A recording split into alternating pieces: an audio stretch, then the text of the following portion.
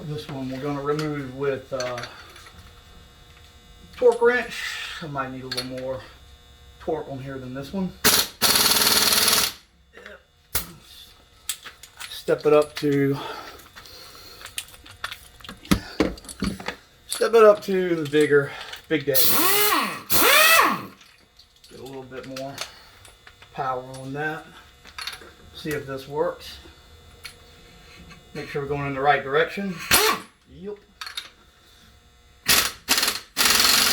And there we go. All right. More power. That's all we needed was more power. So now we can take the cam phaser assembly out, which is this doohickey here. Cam phaser bolt. Once that is actually removed, you can't use that again, so that's throwaway.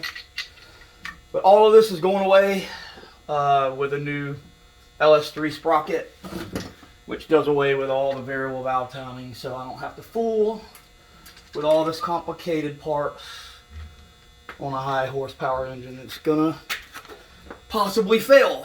So now that we got that out of the way, we can remove the timing chain tensioner. This we do keep. This is, in fact, this is the only part, this and the cam retainer plate, this plate here that holds the cam in place, these are the only two parts that will get transferred over to the new 416 build short block.